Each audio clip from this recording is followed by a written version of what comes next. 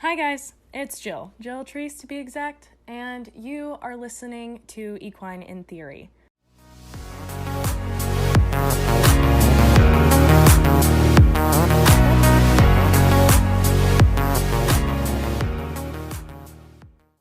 Equine in Theory is my new podcast, and I'm so excited to finally have a podcast of my very own. I used to listen to podcasts all the time when I was cleaning stalls and feeding horses back when I was younger, and now I am still listening to podcasts obsessively.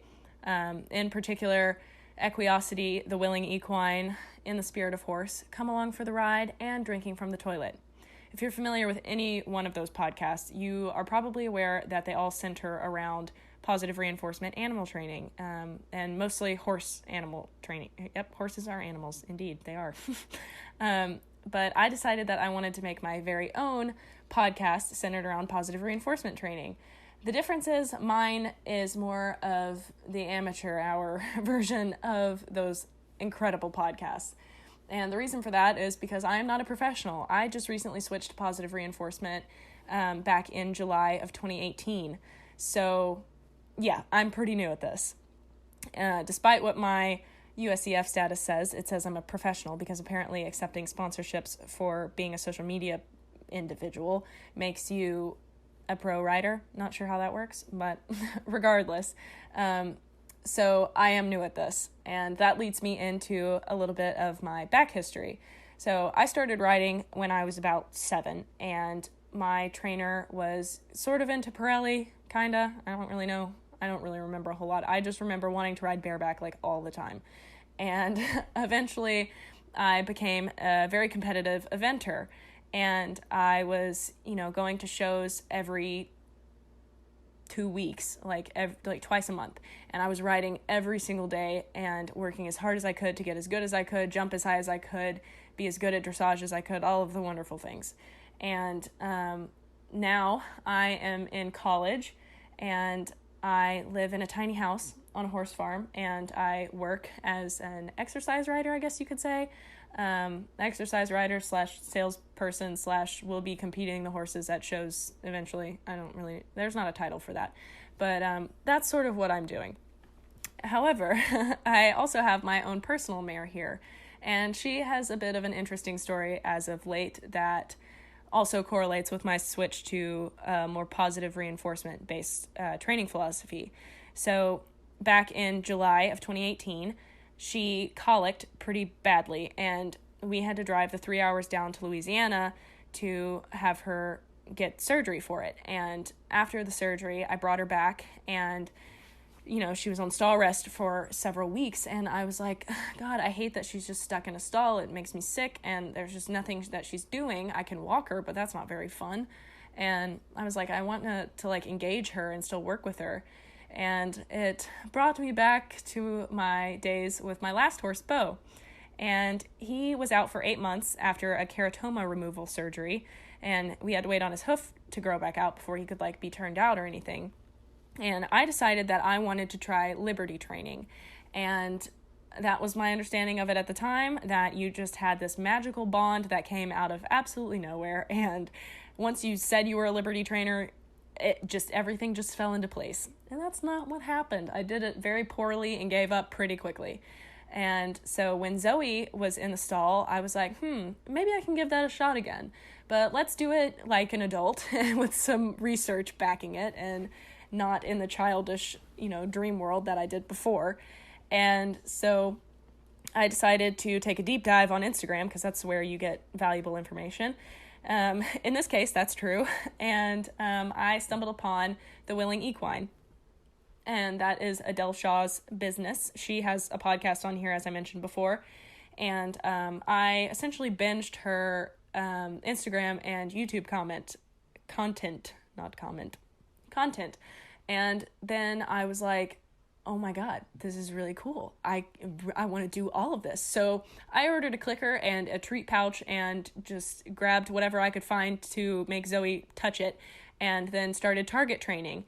And then eventually I taught her to smile, and I posted about it and thanked Adele for giving me something to do while I had Zoe on stall rest.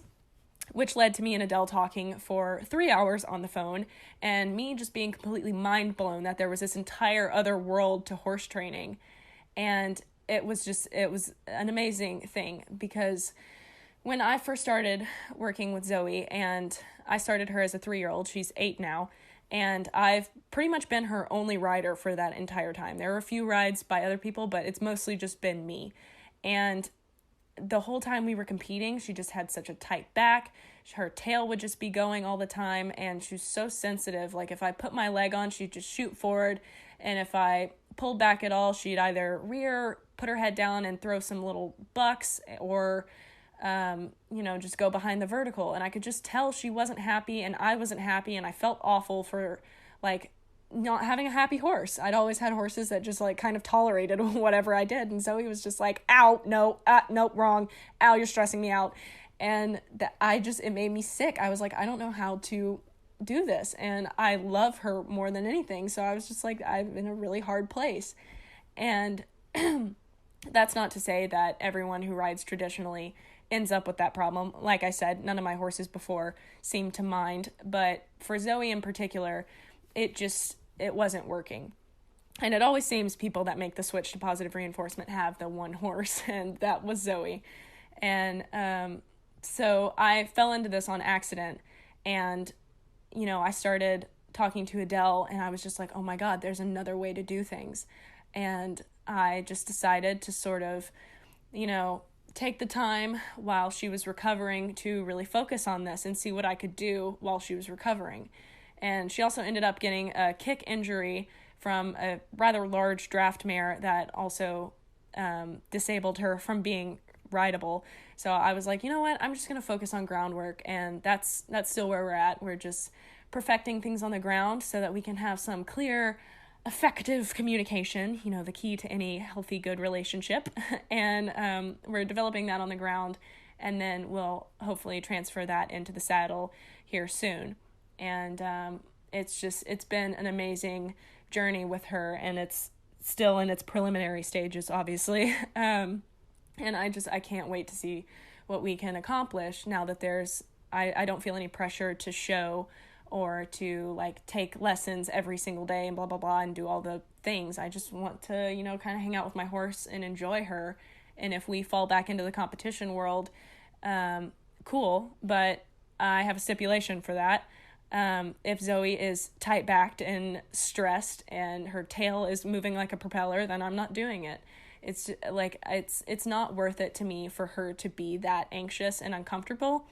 I want her to be happy and healthy and just enjoying her job. And an interesting difference is now she also doesn't have ulcers, since we're not stressed about riding every day and taking clinics and traveling all the time. She's much healthier, and I would like to attribute that to her stress levels decreasing, which is pretty awesome. And that also leads me into my next project, which is Mac. He is named Make It Work, or Mac. He is an off-the-track thoroughbred. He is currently 4 years old, and he's a little baby boy that is owned by my boss, Sunny, and she is being gracious enough to allow me the ride on him for the Retired Racehorse Project, Thoroughbred Makeover 2019 in October at the Kentucky Horse Park, and oh my God, I'm so excited. Actually, I think it's at the end of September, because I know the first day is my birthday, so happy birthday to me. I get to compete. I'll be 21 and not engaging in 21-year-old activities because I'll be focused on the show.